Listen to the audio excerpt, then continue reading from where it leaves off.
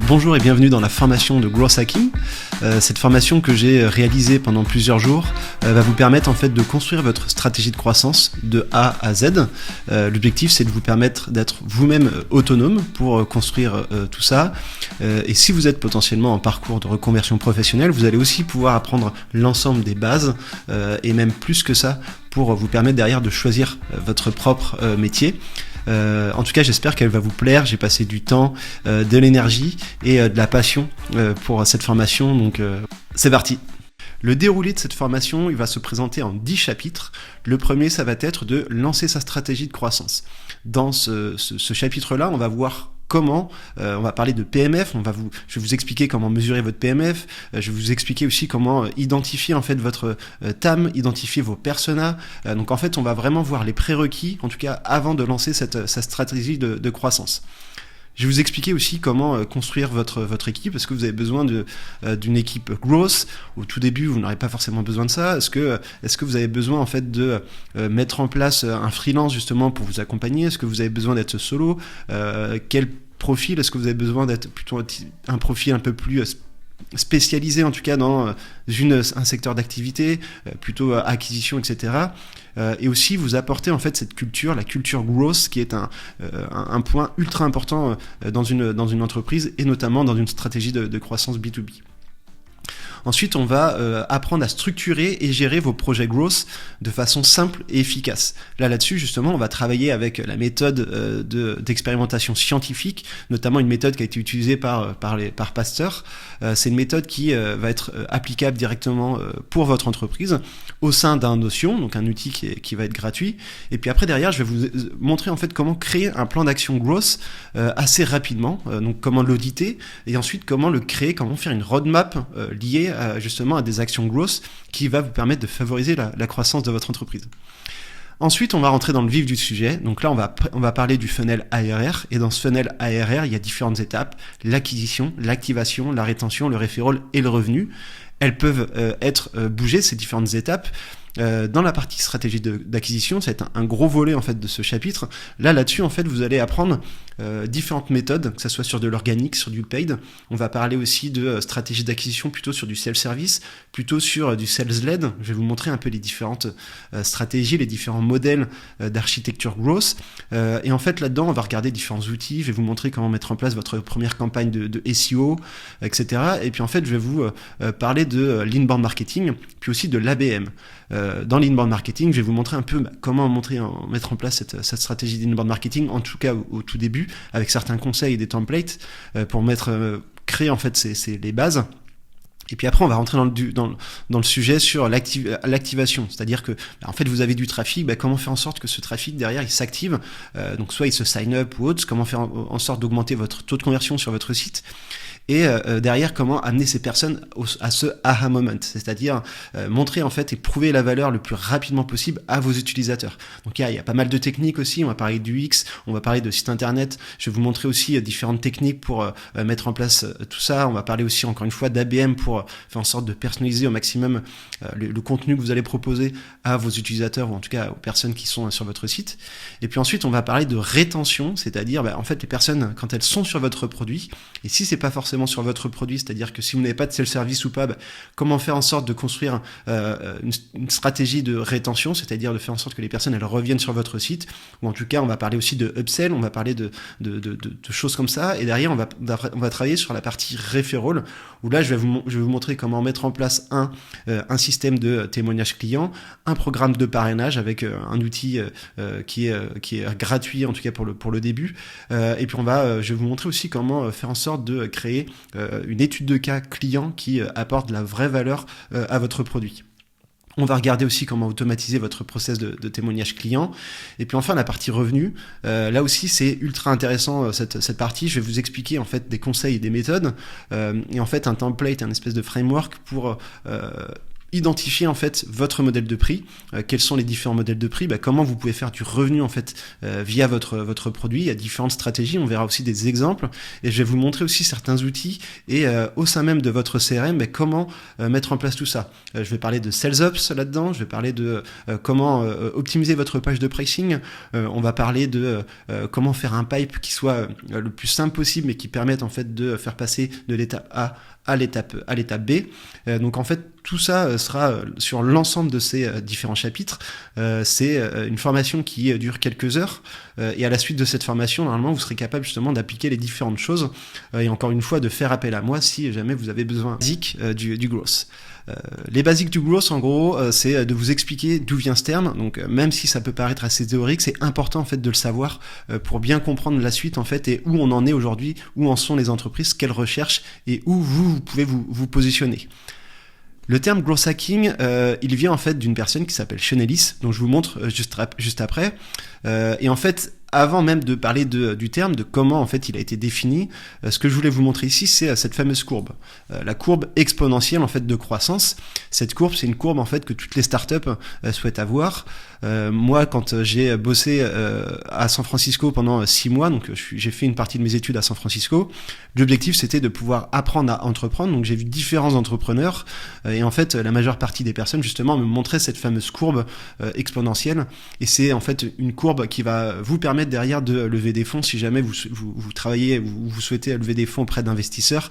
L'objectif c'est quand même d'avoir une croissance qui soit exponentielle, même si aujourd'hui justement on revient un peu sur cette courbe avec un objectif justement de se dire tiens mais plutôt être profitable et moins forcément en fait avoir de la croissance en termes de revenus.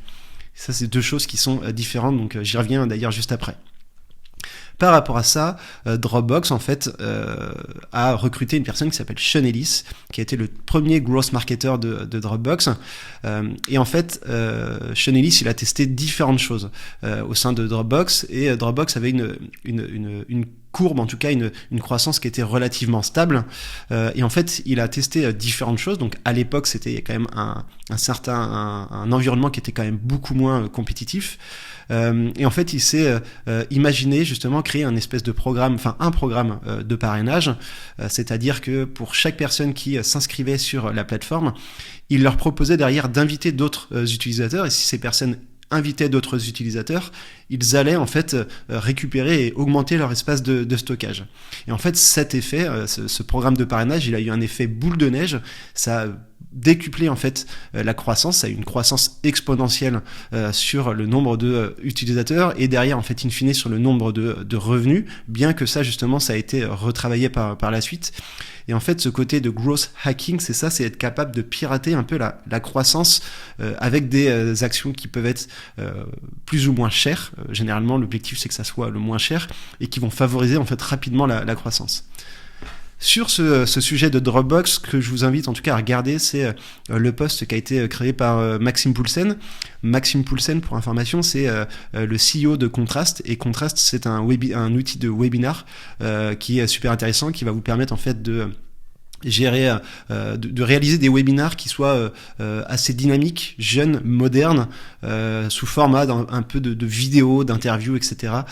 Donc dedans on peut faire des surveys, il y a pas mal de choses, c'est un peu un concurrent plus ou moins de Livestorm. Donc c'est deux outils qui sont complètement différents, moi j'aime beaucoup les deux, mais je vous invite en tout cas à l'utiliser si jamais, ou en tout cas à le tester si jamais vous le souhaitez utiliser. Et du coup Maxime poste souvent en fait des actus sur justement des stratégies de croissance, et en fait il a expliqué comment ça fonctionnait côté Dropbox. Donc là je vous invite à regarder juste pour passer rapidement, quand je reviens ici, ça c'est la croissance en fait de Dropbox, le nombre d'utilisateurs. Donc on voit en fait que ça a été décuplé à partir de 2010, et en fait in fine ça a eu cet effet boule de neige. Et en fait, comment ça a fonctionné ? Ils ont créé ce fameux programme de referral. Ils ont travaillé bien sûr plein d'autres choses, c'est-à-dire l'onboarding utilisateur, etc.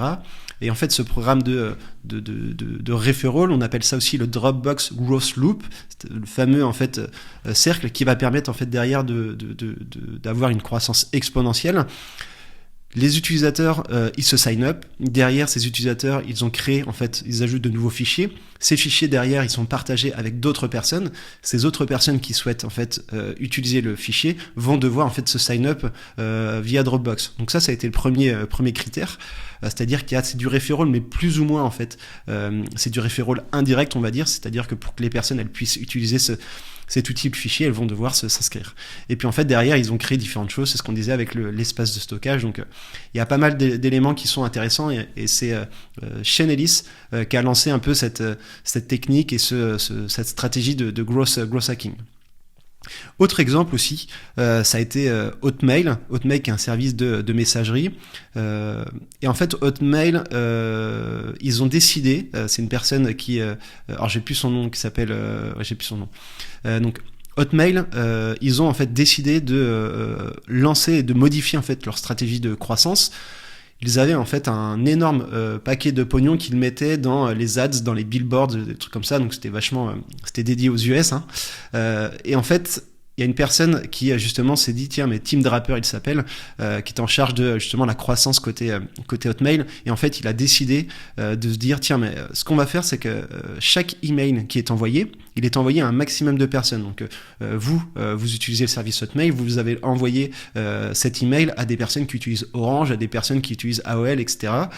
Et du coup, en fait, si on rajoute à la fin de chaque email un PS, I love you, get your free email at Hotmail, les personnes qui vont voir ça, potentiellement, elles vont pouvoir cliquer sur le lien, s'inscrire. Et le fait que ça soit gratuit, en fait, ça peut leur donner envie derrière d'utiliser plus davantage le service Hotmail.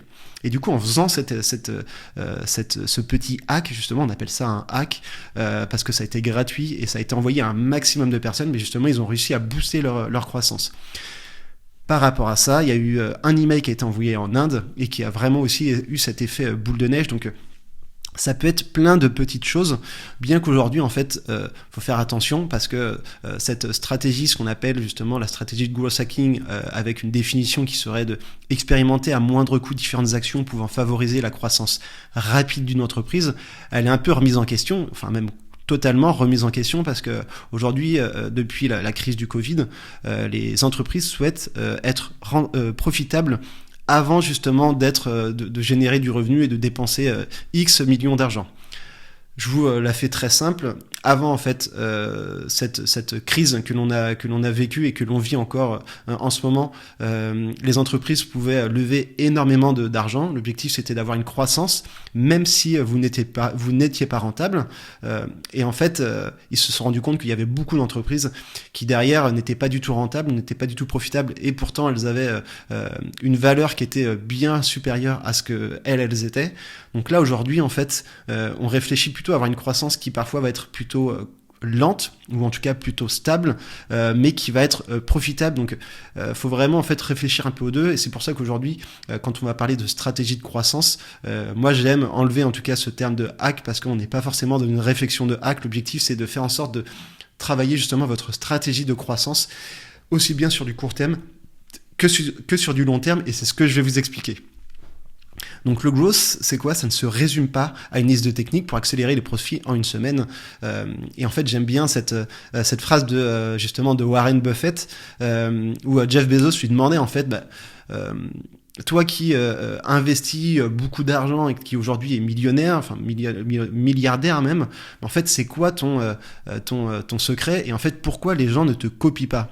Et en fait, Warren Buffett, tout simplement, ce qu'il a dit, c'est que en fait, les gens aujourd'hui ne souhaitent pas devenir riches lentement. Ils souhaitent en fait avoir de l'argent là à l'instant T, et pas par la suite. Ils ne souhaitent pas fructifier en fait sur le long terme.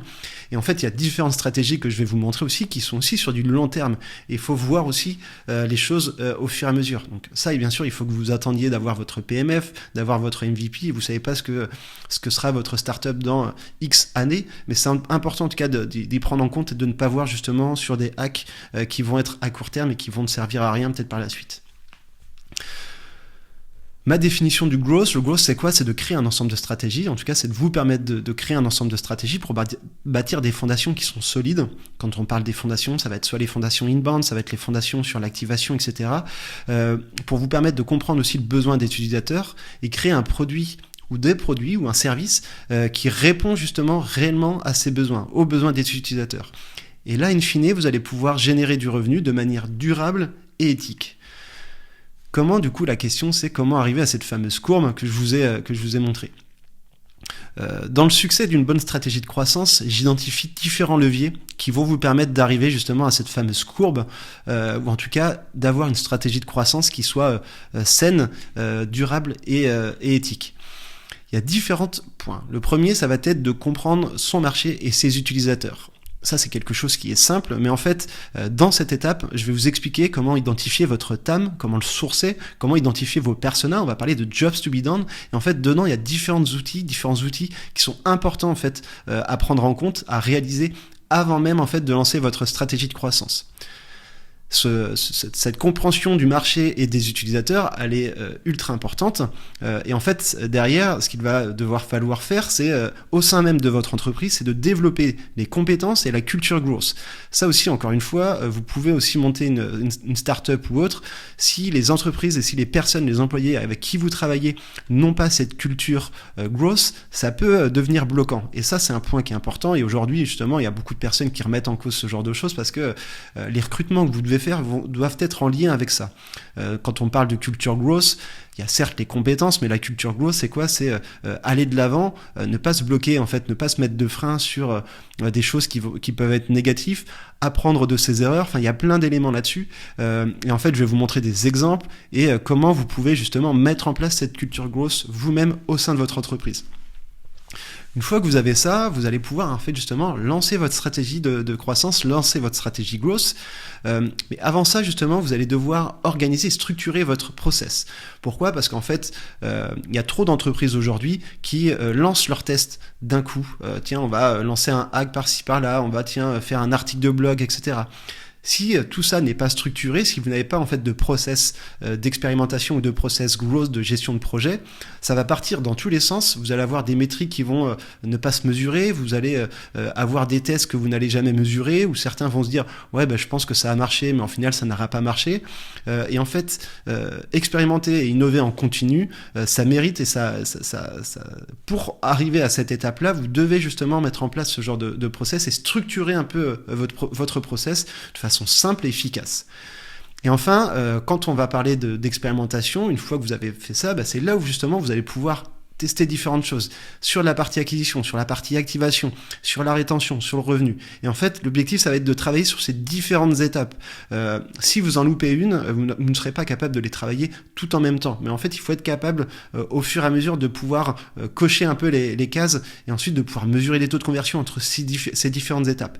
Et là, pour ça, on va voir justement ce qu'on appelle le funnel ARR, qui a été créé par Dave McClure, qui est un funnel très classique que tout le monde entend aujourd'hui. Il y a parfois certaines personnes qui le remettent en cause. L'objectif, c'est de ne pas s'arrêter là, mais de vous montrer un peu les méthodes avec une structure et un framework qui soit simple aussi et concis.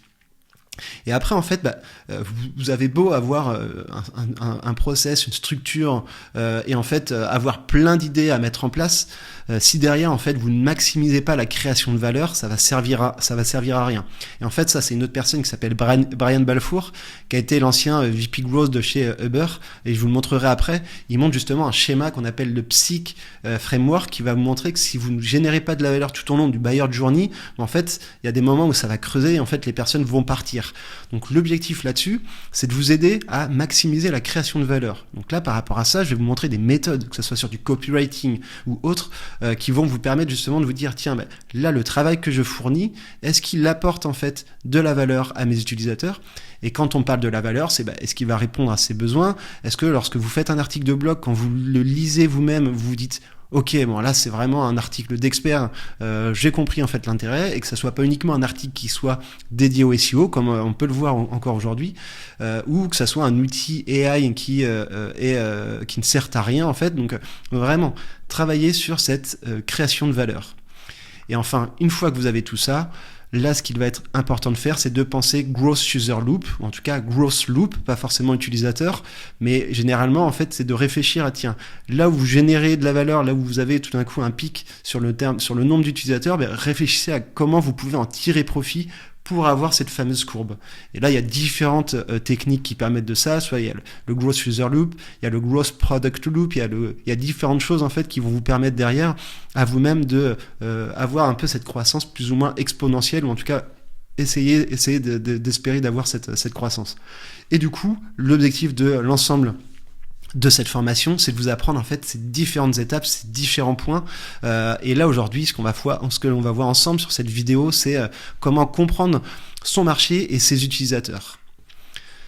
Comment et à quel moment en fait faire de la croissance, là je vais vous montrer, mais la première étape forcément quand vous lancez votre idée ou vous avez une idée de business, vous allez faire une étude de faisabilité, voir en fait ce que ça donne, est-ce que ça peut fonctionner ou pas. Ensuite vous allez travailler sur un MVP, un minimum viable product, vous allez le tester, voir si vos utilisateurs sont déjà intéressés. Vous allez lever des fonds ensuite pour justement pouvoir derrière lancer votre croissance, et c'est à partir de ce moment-là en fait sur le lancement produit growth hacking que vous allez pouvoir travailler ces différentes stratégies. Les éléments en tout cas où moi sur lesquels je peux vous accompagner, c'est l'ensemble de ces étapes-là, et en fait cette formation elle va vous permettre de réfléchir un peu à ces différentes étapes. Et ça, si je les montre, c'est que aujourd'hui il y a des personnes qui seraient intéressées pour bosser sur du growth, mais qui n'ont pas encore travaillé cette étape, donc vraiment travailler sur l'ensemble de ces étapes. Le chapitre 1, comment lancer une stratégie de croissance. La première étape, comme je vous l'ai dit, c'est de comprendre son marché et ses utilisateurs. Et j'aime bien cette phrase en fait de Albert Einstein qui disait sur une heure, si j'avais une seule heure et j'avais un problème à résoudre, comment je m'y prendrais ? Je passerais 55 minutes de mon temps à identifier, comprendre le problème et uniquement 5 minutes restantes à le résoudre. Et je trouve que justement cette phrase de Albert Einstein, elle explique bien en fait cette phase de compréhension des utilisateurs et du marché qui est ultra importante pour derrière vous permettre de lancer votre stratégie de croissance. Et du coup dans ces différentes étapes, il y a plein de choses que vous allez apprendre. Et en fait, pourquoi justement il y a cette problématique, en gros pourquoi aujourd'hui les entreprises derrière elles échouent, les startups elles échouent. Mais en fait, comme on le regarde sur une étude qui est sortie par Wilbur Labs, que vous pouvez retrouver sur LinkedIn d'ailleurs, les principales raisons, c'est pas assez d'argent, 2 c'est pas de marché, et ensuite c'est product sans business model. Et ça, ce sont des éléments qui vont être ultra importants, c'est de réfléchir à votre business model et réfléchir à votre PMF. Et ces étapes-là aussi, elles vont être importantes sur la compréhension de ces utilisateurs et derrière de votre marché. Là-dessus, ensuite, dans ces différentes raisons, il y a plein de choses que vous pourrez regarder et rentrer dans le détail. Et autre point justement qui est en lien avec ça, c'est Sam Altman qui a créé justement le ChatGPT et OpenAI. Vous pouvez regarder sur son site, il propose différents essais depuis qu'il a lancé son entreprise, qui sont très simples à lire et qui en fait parfois vont vous apporter certaines de la valeur, qui vont vous apporter certaines bonnes pratiques ou méthodes. En fait là il y avait une phrase que moi j'aimais bien en fait qui disait dans les premiers moments justement de vie d'une startup, en fait les fondateurs aujourd'hui ils ont vraiment besoin de savoir ce qu'ils font et pourquoi. Ils ont besoin en fait de comprendre en fait de construire un produit que les utilisateurs en fait aimeront vraiment, que les utilisateurs likeront.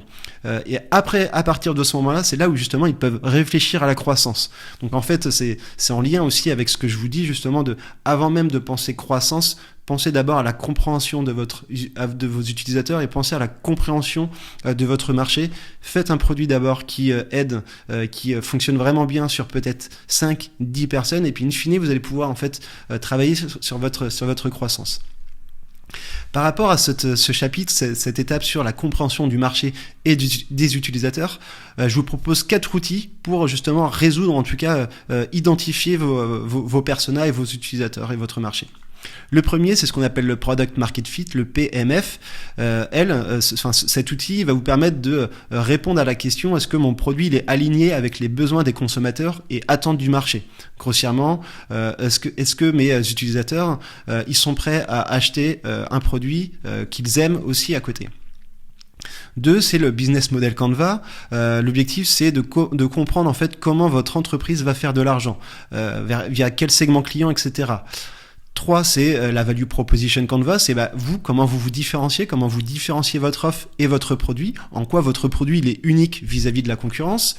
Et enfin 4, c'est pas forcément dans cet ordre, mais en tout cas 4, le persona, le job to be done et l'ICP, ça va être quelle est votre cible, quel est votre marché, et en fait qui va recruter votre produit. Et on parle de recrutement avec ce jobs to be done. Pareil, j'y reviens plus en détail, mais c'est une notion que vous pouvez utiliser derrière pour mieux comprendre vos utilisateurs et votre marché. Le PMF, le Product Market Fit, c'est quoi? C'est quand votre cible, elle correspond, quand votre cible, elle comprend, votre produit, elle l'achète et elle vous recommande. Et ça, c'est un point qui est important, la dernière étape, recommande. Concrètement, c'est quoi? C'est l'adéquation parfaite entre le produit et le marché. Pour faire de façon plus simple, si d'ailleurs vous souhaitez en fait en savoir un peu plus sur la partie Product Market Fit, creuser davantage, je vous invite à regarder Maya Vosges, qui est une autrice qui du coup a sorti un bouquin sur justement comment travailler ta stratégie go-to-market, product Market Fit. Tout ça, je vous invite aussi à continuer d'ailleurs la formation et je vous invite à creuser plus en détail. Il y a différentes questions en fait que vous pouvez vous poser par rapport à ça. C'est est-ce que votre cible, elle est prête à payer pour votre service, pour votre produit? Et là, en fait, on peut parler aussi du concept de 1000 True Fans avec Kevin Kelly, qui était l'écrivain de Wired. Il a lancé en fait ce concept de 1000 True Fans. C'est à partir du moment où vous êtes capable d'identifier ces 1000 premiers fans qui sont vraiment fans de votre produit, sur lesquels limite ils mourraient pour avoir votre produit. En fait, derrière, vous allez pouvoir croître et gagner en fait et devenir profitable assez largement, en tout cas rapidement. Et la deuxième question, c'est quoi? C'est est-ce que vos utilisateurs, ils adorent votre produit et le recommandent spontanément? C'est-à-dire que vous n'avez même pas forcément besoin de créer de programme de parrainage, les personnes, elles vont recommander spontanément. Du coup, par rapport à ça, en fait, comment savoir si vous avez atteint votre PMF? J'ai créé en fait un framework qui va vous permettre en fait de mesurer votre PMF et de voir en fait à quelle étape vous en êtes. Comment ça va fonctionner ce framework? La première étape, ça va être de quoi? De lister les utilisateurs de votre produit, de votre service. Et par rapport à ça, il y a 3 critères que vous pouvez prendre en compte. Un, c'est utiliser les personnes qui ont utilisé les fonctionnalités clés de votre produit. 2, ça peut être les personnes qui ont utilisé votre produit plus de 2 fois. 3, ça peut être les personnes qui ont utilisé votre produit sur les 2 dernières semaines. Donc là, ça peut vous faire une liste en fait de personnes à qui vous allez pouvoir envoyer justement un sondage. Et en fait, dans ce sondage, vous allez proposer 4 questions. La première, c'est how would you feel if you could no longer use our product? Donc en fait, comment tu te sentirais si demain en fait on coupait notre produit? Est-ce que justement tu serais very disappointed, somewhat disappointed ou not disappointed? L'objectif forcément c'est d'avoir le very disappointed. C'est là en fait que vous allez avoir les personnes qui utilisent et qui adorent votre produit. Ensuite, la deuxième question c'est what type of people do you think would most benefit from your product? Là, l'objectif, c'est d'identifier en fait la segmentation client, d'identifier quels sont les types de contacts en fait qui vont être intéressants pour vous, votre persona. Ensuite, what is the main benefit you receive from your product? Ça, c'est justement identifier les bénéfices clés. Et enfin, how can we improve your product for you? Comment on peut améliorer notre produit? Et du coup, en faisant ce sondage, l'objectif c'est de mesurer en fait l'ensemble de ces questions, l'ensemble de ces résultats. Et en fait, sur la première question, si vous avez plus de 40% qui répondent very disappointed, ça veut dire que vous avez trouvé votre PMF. Cette étude, d'où elle vient, ce sondage, il vient en fait de Sean Ellis, qui justement l'a créé, l'a développé au fur et à mesure, et en fait, pour l'avoir testé avec différentes entreprises, différentes startups, il s'est rendu compte que la moyenne de 40%, c'était une moyenne qui fonctionnait bien, et généralement, à partir de ce moment-là, les personnes avaient identifié leur PMF et pouvaient justement passer l'étape suivante. Si jamais vous n'avez pas trouvé ce PMF, là, ce que je vous propose, c'est un framework qui va vous permettre en fait de mieux comprendre en fait vos utilisateurs en fonction des différentes questions que je viens de vous partager. C'est bien beau de faire un sondage, mais si derrière vous n'êtes pas capable d'utiliser et d'analyser les résultats, ça peut en fait être contraignant. Et du coup, avec ce framework, je vais vous montrer en fait comment ça fonctionne. Ce framework, il est basé sur Superhuman, qui justement a identifié en fait ce product market fit et en fait a travaillé en fait cette analyse. Si jamais vous souhaitez en savoir un peu plus, n'hésitez pas à regarder cet article qui est sur First Round, qui est d'ailleurs un blog excellent pour avoir des méthodes, des cas pratiques, mais qui soient concrets vraiment. Comme je vous l'ai dit, vous allez lister les utilisateurs, vous allez ensuite envoyer un sondage. Là, on imagine que vous l'avez fait. Là, vous allez essayer d'identifier en fait combien de personnes sont disappointed, not disappointed, etc.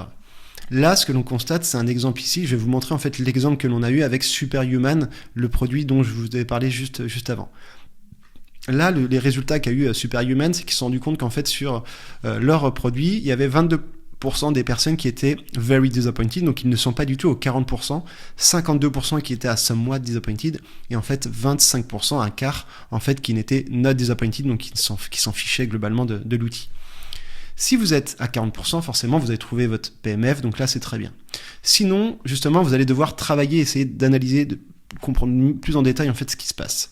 Là, du coup, ce que vous allez faire dans cette étape-là, c'est que vous allez grouper les résultats par persona. Grouper les résultats par persona, c'est-à-dire mettre une étiquette de la personne sur les résultats. Et là, ensuite, vous allez uniquement cibler, filtrer, en fait, sur le persona idéal, c'est-à-dire ceux qui sont dans Very Disappointed. Et là, en fait, ce que l'on constate, par exemple, c'est que pour Superhuman, sur chacun des résultats, ils ont mis une étiquette, donc Founder, Manager, Exec, Business Dev. Donc ça, c'est les Very Disappointed. Et en fait, tout ça, c'est les Somewhat Disappointed. Donc Sales, Founder, Customer Success, Engineer, Manager. Et en fait, on voit dans les Not Disappointed, il y a des Data Scientists, Engineer, Sales, Biz Dev. Founder, Data Scientist, Sales, etc. Exec. Donc là, en fait, ce que vous allez faire, c'est qu'en filtrant uniquement sur votre persona un peu idéal, donc ceux qui ont la majorité en fait des résultats dans les very disappointed, mais en fait vous allez filtrer uniquement ce persona, ce qui va vous permettre derrière en fait d'avoir une vue plutôt en excluant les personas qui ne sont pas du tout intéressants. Donc là on a gardé les founders, les managers, les execs et les business devs. Donc là, en faisant ça, en fait, ce que l'on constate, c'est que les résultats, ils sont quand même différents. On passe de 22% de very disappointed à 32% sur les personas qui sont vraiment intéressés par qui sont en tout cas dans votre cible de persona et votre ICP. Donc là, les résultats, déjà, ils ont changé. Donc, en fonction de ça, vous allez pouvoir regarder, et là, l'impact de la segmentation, c'est ce que l'on voit ici. En not disappointed, on a 23% versus 26%, et en very disappointed, on a 22 versus 32%, ce qui est bien augmenté déjà. Mais vous allez me dire, ok, on n'est toujours pas à cette étape de 40%, donc en fait, il faut quand même travailler. Si jamais demain vous êtes à plus de 40%, bah là justement vous allez focuser, vous allez pouvoir cibler en fait et retravailler plutôt sur les types de personas que vous venez de voir sur la croissance de votre PMF. Dans ce cas, si vous n'êtes pas à cette étape-là, l'objectif c'est de comprendre en fait ce qui ne va pas. Donc là vous allez uniquement filtrer les résultats sur les very disappointed, c'est-à-dire les personnes en gros qui utilisent et qui adorent votre produit. Dans ces résultats que vous allez faire, vous allez utiliser en fait et regarder la question What is the main benefit you receive from your product? Et là, vous avez un peu des résultats et des exemples de résultats. Donc, processing email is much faster with Superhuman for 2 reasons, etc. Et du coup, avec ces résultats, ce que vous allez pouvoir faire, c'est faire un nuage de mots-clés ou en fait utiliser avec ChatGPT l'outil pour permettre de faire ressortir uniquement en fait les mots-clés qui ressortent, en tout cas les mots-clés qui sont intéressants. Et là, en faisant ça, en fait, ce que l'on constate, c'est qu'il y a keyboard, speed, shortcuts, email, fast. Globalement, en tout cas, il y a deux mots-clés qui ressortent dans la partie bénéfice, c'est le speed et keyword. Speed avec fast, on peut dire c'est ensemble. Donc en fait, on va imaginer que les bénéfices clés principaux, on va en grouper un ou deux, ce sont la vitesse et les keyboards. Donc là, vous avez deux bénéfices clés et l'objectif de l'étape suivante, ça va être de filtrer les personnes qui sont somewhat disappointed et qui en même temps ont aussi répondu en fait ces deux bénéfices clés avec speed ou keyboard. Et là, en fonction de ça, ce que l'on constate, en fait, vous allez segmenter, bien sûr, vous allez vous rendre compte, en fait, que là, en tout cas, c'est ce que Superhuman s'est rendu compte, c'est que sur les personnes qui sont somewhat disappointed, avec le main bénéfice speed, il y en a 30%, en fait. Sur la base que l'on avait de 50%, il y en a 30%, en fait, qui sont en speed. Donc, en gros, ça fait, là, par exemple, on a 62% de personnes, donc là, on arriverait potentiellement avec ce segment de very disappointed. Là-dessus aussi, ce que l'on va faire, c'est que sur ces personnes-là, uniquement cette audience, donc somewhat disappointed et qui ont un bénéfice clé, on va prendre celui de speed, vous allez aussi réaliser un nuage de mots-clés, ou en tout cas vous allez utiliser ChatGPT pour regarder en fait les mots-clés qui correspondent à la question des résultats « How can we improve our product for you ?» Là, typiquement, c'était l'exemple de mots-clés. Il y a mobile, intégration, mobile app. Globalement, on va dire qu'il n'y a que ces deux mots-clés. Du coup, par rapport à ça, vous allez être capable de highlighter, de faire ressortir justement une ou deux améliorations produits, que ce soit des problèmes, des fonctionnalités manquantes, etc. Là, globalement, en fait, il y a un il y a un manque en fait de mobile, d'applications mobiles, ce qui n'a pas été le cas effectivement, et en fait, sur lequel Superhuman n'avait pas réfléchi en fait à ça. Donc là, du coup, par rapport à ça, ce que vous allez pouvoir faire, en fait, du coup, c'est retravailler ces personnes qui, justement, sont plus ou moins, en fait, sont quand même, ça les embête quand même de ne plus avoir l'application, mais en fait, il leur faut quelque chose en plus, en fait. Il faut retravailler davantage l'application pour faire en sorte de les rendre encore plus addictifs à votre service. Donc c'est pour ça, en fait, que l'on réfléchisse à 2 améliorations produits vraiment dédiées à ces personnes. Et là, ensuite, ce que vous allez pouvoir faire, c'est construire votre product roadmap en divisant, en fait, en 2 les améliorations produits, améliorations produits que vous allez pouvoir faire. 50% en fait, vous allez focus à fond sur ce que les utilisateurs aiment.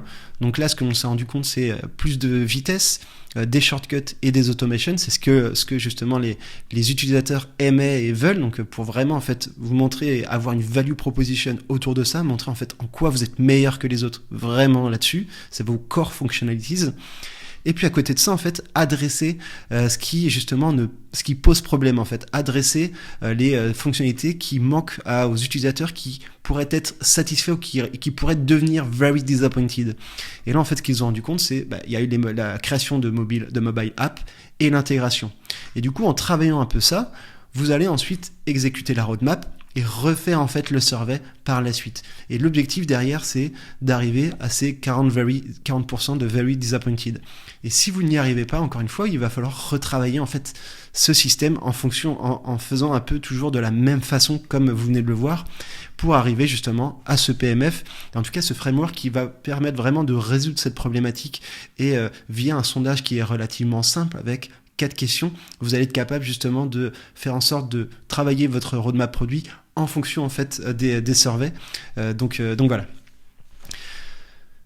J'espère en tout cas que ça vous aide à cette étape-là. Ce que je vous propose maintenant pour le business model et la value proposition, donc je vais vous montrer en tout cas que vous pourrez en fait utiliser par rapport au lien. Là, je ne vais pas rentrer forcément dans le détail parce que c'est un document qui est relativement classique. Là-dedans, vous allez devoir indiquer les partenaires clés, les activités clés, etc. L'outil que je vous propose va vous permettre en fait en 2 clics, vous mettez le nom, le prénom de votre outil, vous mettez un peu grossièrement la définition de votre service, de votre produit, et en fait, il va vous faire ressortir des segments clés, etc. Logiquement, normalement, à votre étape, vous devriez en fait avoir ce genre de choses. La deuxième étape, c'est la value proposition. Et le value proposition Canva, qui est le document que je vous ai montré juste avant ici, en fait, ce que je vous propose et ce que je préfère, moi, c'est d'être capable de faire ressortir cette phrase.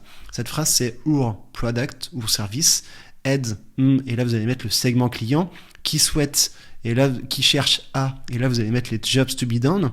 Donc on va en parler juste après, mais en fait les problématiques sur lesquelles les personnes qui vont recruter votre produit souhaitent en fait réaliser comme tâche. Et là vous allez mettre réduire, éviter les pains en fait, par exemple en réduisant le coût d'acquisition client et en augmentant le taux de conversion par exemple. Donc là c'est les customer gain avec les mots-clés, et les customer pain ici, et là unliked, et là c'est montrer en fait en quoi vous avez, quels sont les competing value proposition, la value proposition en fait des concurrents. Une fois que vous avez cet outil, cette value proposition, cette phrase, vous allez pouvoir la réutiliser sur votre site, et ça va être beaucoup plus clair en tout cas pour comprendre ce que vous faites. Ensuite, vous avez l'outil qui est le persona. Quand on parle de persona et de marché, justement, je vais vous montrer justement comment un peu identifier ces utilisateurs. J'aime bien cette phrase et ce documentaire. J'aime beaucoup ce documentaire qui justement explique comment Trump a réalisé et a réussi ces élections, les élections américaines. Et en fait, pour vous la faire très très simple, et après je vous montre la vidéo de ce documentaire qui s'appelle d'ailleurs The Great Hack. Donc c'est un peu intéressant parce qu'il y a le côté growth hacking.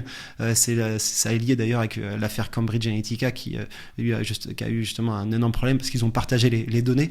Mais en fait, concrètement, comment ça a fonctionné ? Ils ont fait une énorme étude pour récupérer l'ensemble des besoins de la population en fait américaine, et en même temps en fait dans la question ils ont aussi demandé tiens, pour qui tu votes, etc. Comme ça ils ont pu en fait savoir que les personnes qui allaient voter pour Hillary Clinton c'était plutôt des personnes qui étaient comme si, c'est plutôt des personnes qui étaient femmes de tel âge, noires, c'est plutôt des personnes qui étaient qui suivaient tel profil ou qui lisaient plutôt tel article. Là-dedans je dis n'importe quoi, mais c'est un peu pour vous montrer tout ça. Et ensuite en fonction de ça, ils ont été capables de faire en sorte de créer une stratégie de croissance, une stratégie de marketing qui était capable de faire passer les personnes qui aimaient Hillary Clinton avec des vidéos, par exemple, de Hillary Clinton qui était malade, ou ce genre de choses. Et en fait, en associant cette étude avec les données de l'étude du sondage, ils ont réussi justement à créer en fait une espèce de stratégie qui leur a permis in fine de gagner les élections américaines. Et en fait, il y a tout un documentaire qui explique en fait tout ça, et c'est assez bluffant et impressionnant. Je vous laisse. Who has seen an advertisement that has convinced you that your microphone is listening to your conversations? All of your interactions, your credit card swipes, web searches, locations, likes, they're all collected in real time into $1 trillion a year industry. The real game changer was Cambridge Analytica. They'd worked for the Trump campaign and for the Brexit campaign. They started using information warfare. Cambridge Analytica claimed to have 5,000 data points on every American voter. I started tracking down all these Cambridge Analytica ex-employees. Someone else that you should be calling to the committee is Brittany Kaiser. Brittany Kaiser, once a key player inside Cambridge Analytica, casting herself as a whistleblower. The reason why Google and Facebook are the most powerful companies in the world is because last year data surpassed oil in value. Data is the most valuable asset on Earth. We targeted those whose minds we thought we could change until they saw the world the way we wanted them to. I do know that their targeting tool was considered a weapon. There is a possibility that the American public had been experimented on. This is becoming a criminal matter. When people see the extent of the surveillance, I think they're going to be shocked. And I still fear for your life. Yeah. With the powerful people that are involved. But I can't keep quiet just because it'll make powerful people mad. Data rights should be considered just fundamental rights. This is about the integrity of our democracy. These platforms which were created to connect us have now been weaponized. It's impossible to know what is what, because nothing is what it seems.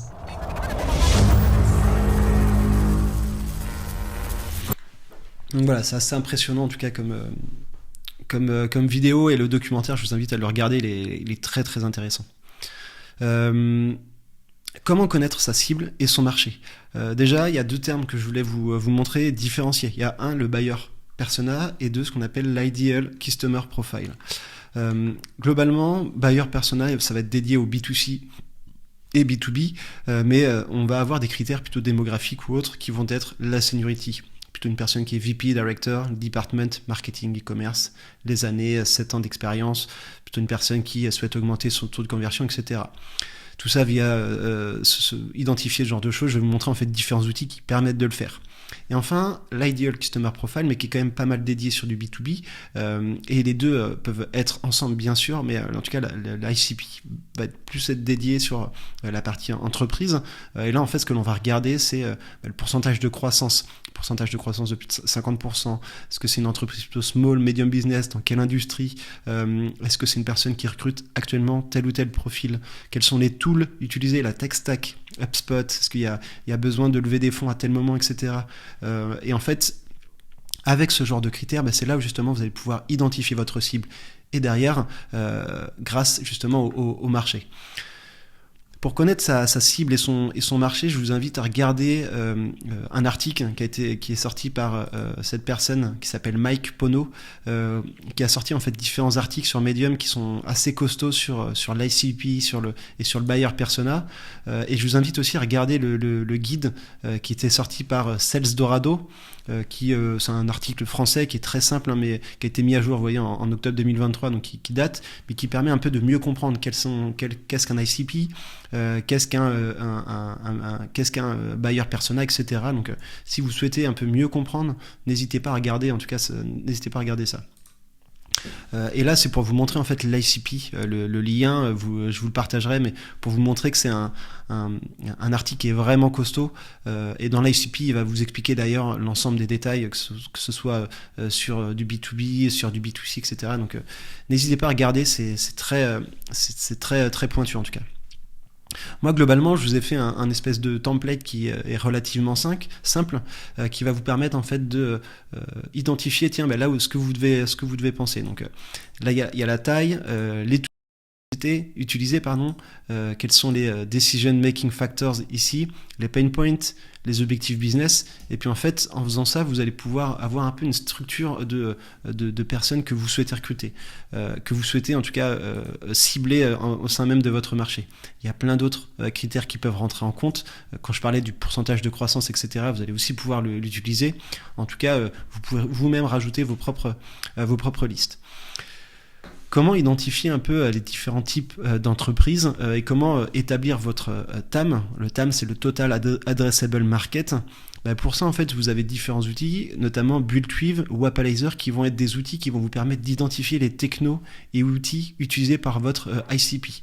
Ce dont on parlait précédemment, c'est notamment par exemple, il y a certaines entreprises qui vont être intéressantes, c'est des entreprises qui utilisent plutôt HubSpot ou alors qui utilisent plutôt Salesforce. En fonction de ça, vous allez pouvoir utiliser ce genre d'outils. Je vous montre rapidement comment ça fonctionne.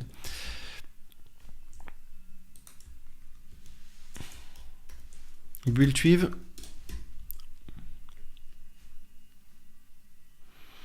Par exemple, là, c'est des listes qui sont déjà faites, mais vous pouvez mettre en fait une technologie et vous pouvez aussi mettre un site en particulier si vous avez par exemple, si vous savez que le site de, je ne sais quoi, par exemple, Spendesk, on va dire Spendesk, c'est votre client, c'est l'ICP idéal.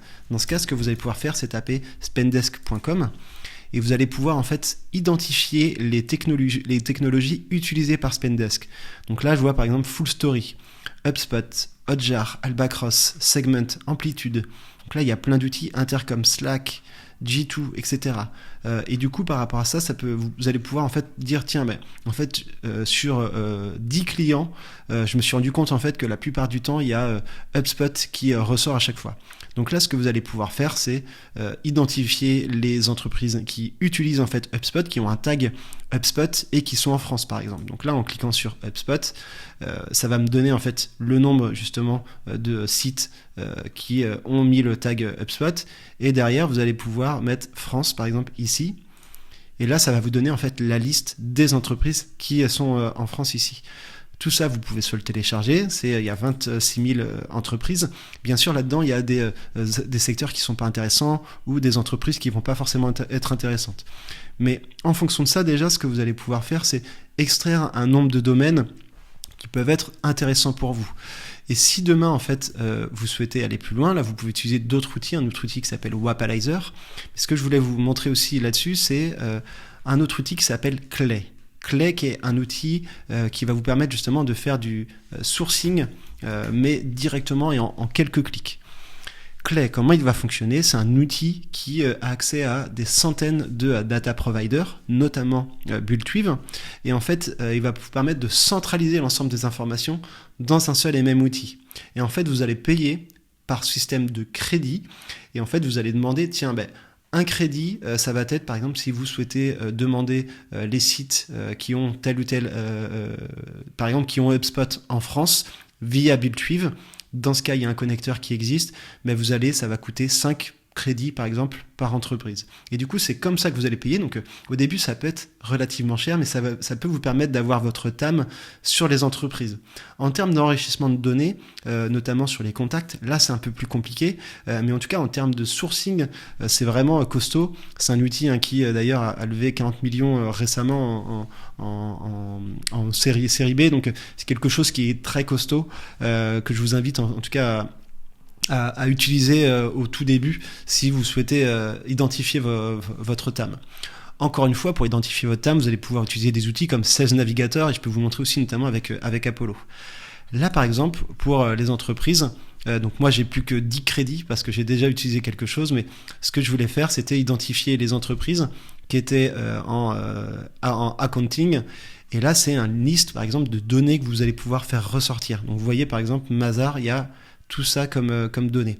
Ça va me donner en fait la tech stack ici, ça va me donner en fait avec différents outils, notamment vous voyez la Buildweave qui est ici, les websites tech tag, donc il y a plein de choses sur les fundraising. Est-ce que c'est des entreprises qui ont fundraising récemment avec Dealroom, avec un autre outil, et ils font en fait ce qu'on appelle du waterfall. Le waterfall, c'est quoi? C'est de l'enrichissement en cascade. Donc ils vont regarder différents outils et par rapport à ça, ils vont se dire ok, là ça fonctionne bien. Là il y a tel ou tel outil.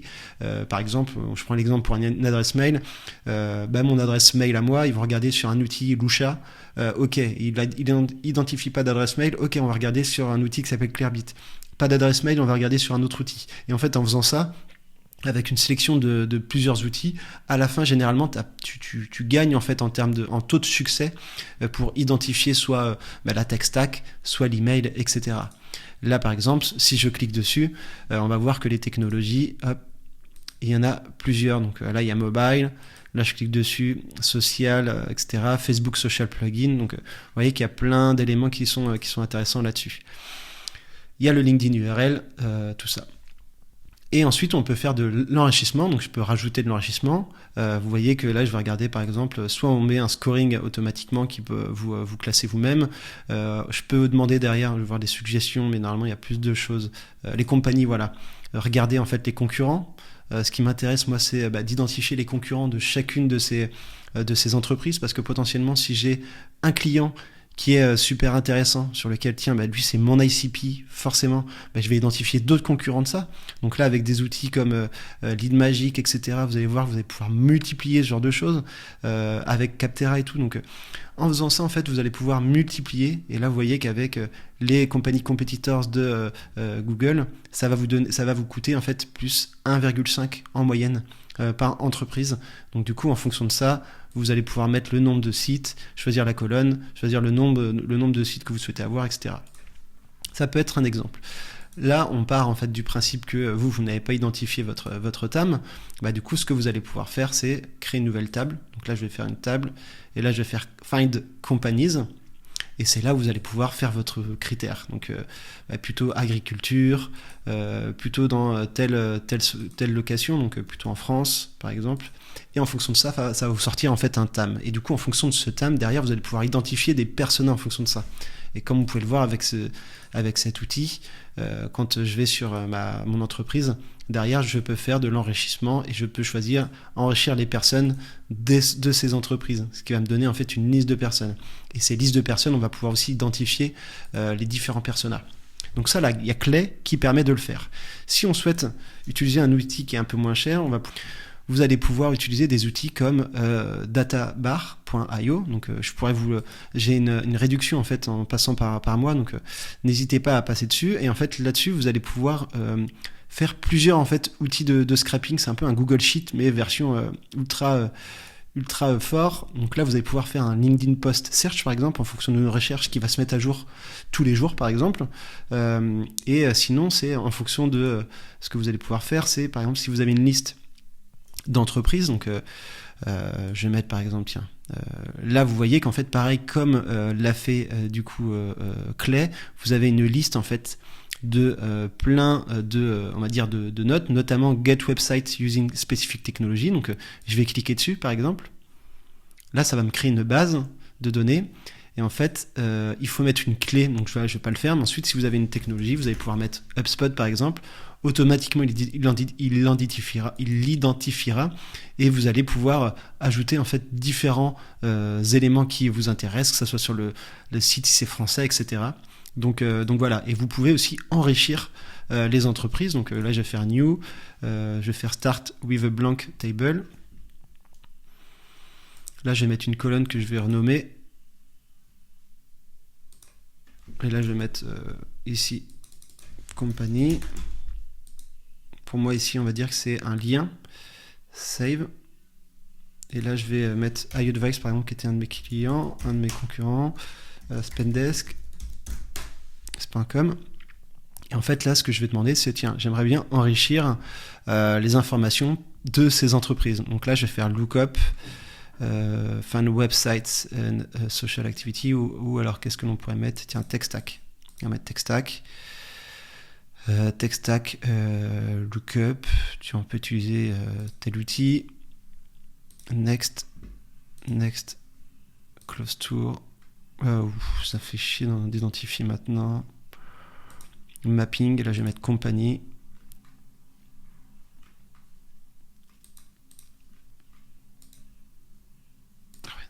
Bon, ça c'est un peu chiant, faut toujours les clés. Est-ce qu'on peut faire un truc qui est gratuit? Pas gratuit, mais tiens, lookalike.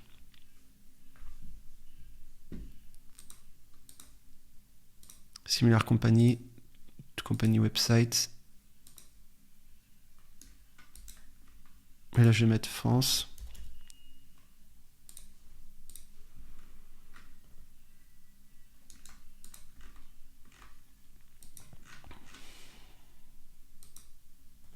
Là, je vais mettre 2, 3 mots-clés associés. Je sais pas, gross.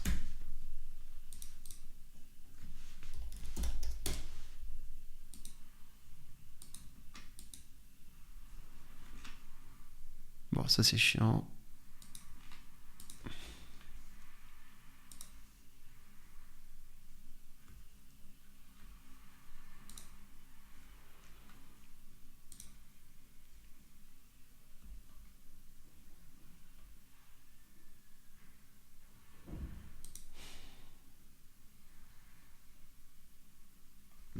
Voilà, get company data by a link a name. Donc là, company name, company, on va mettre compagnie, et là, on va mettre colonne 2, run on click.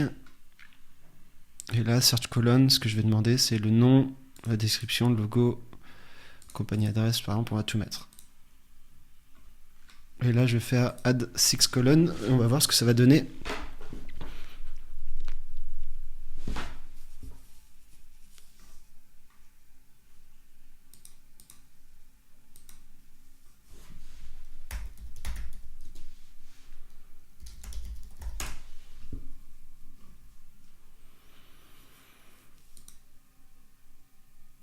Et là, je vais dire que je souhaite que ça recherche maintenant. Donc là, ça va rechercher. Voilà. Et vous voyez qu'en fait, il y a l'ensemble des informations, la description, le logo, l'adresse, le nombre d'employés, le Twitter hack. Et du coup, si j'avais demandé plus d'informations, ben, je les aurais eu. Donc, et là, ça va coûter beaucoup moins cher en fait qu'un outil comme Clay. Donc ça peut être un outil assez intéressant pour vous, en tout cas. Donc n'hésitez pas à regarder ce genre d'outil qui pour moi est relativement très puissant en tout cas, et vous permet d'avoir un thème qui soit propre et bien commencé en fait. Donc là on parlait du databar. Une fois qu'on a parlé des différents ICP, ce que je vous propose, c'est de regarder plus en détail la partie persona, et notamment en fait les différents critères qui vont vous permettre de bien identifier votre persona, mais aussi d'utiliser ces critères à des fins d'ads ou dans votre stratégie d'acquisition par exemple, ou d'activation et stratégie de growth. Il y a plusieurs points. Donc quand on parle déjà de persona, on va parler en fait de plus ou moins de la personnalité de votre client idéal. Ce que je vous conseille déjà, c'est de ne pas multiplier les personas et d'en avoir, on va dire, 1, ça va être bien, 2, 3 maximum.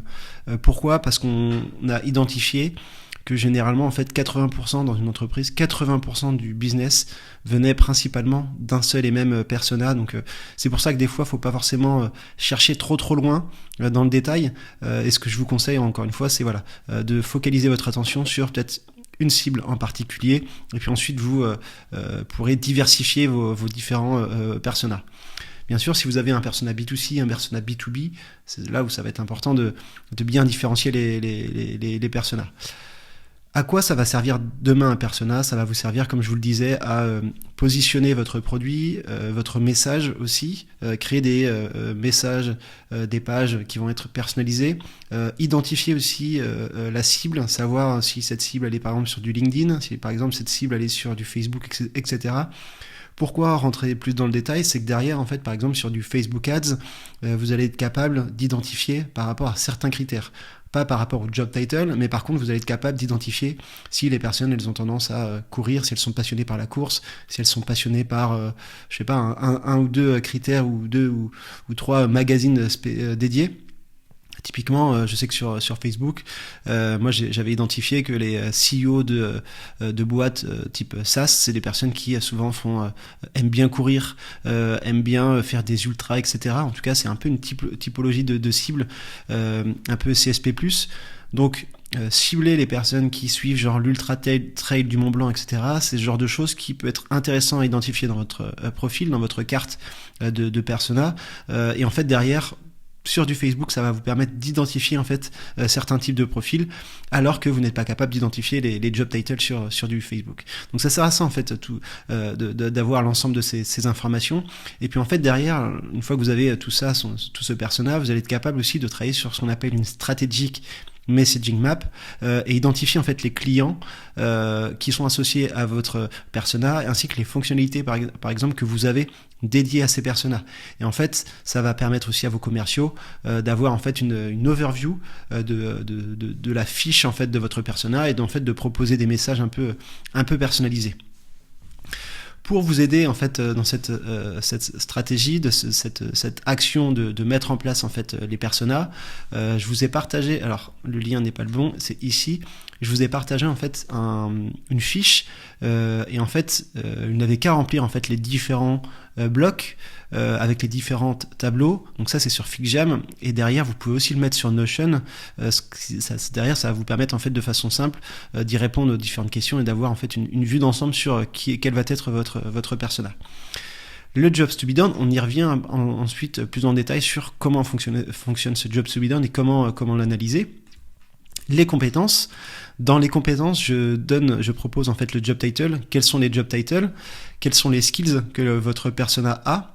Ça va servir en fait sur du LinkedIn. Donc si vous n'êtes pas capable pour identifier ce genre de choses, vous pouvez directement les identifier sur du LinkedIn.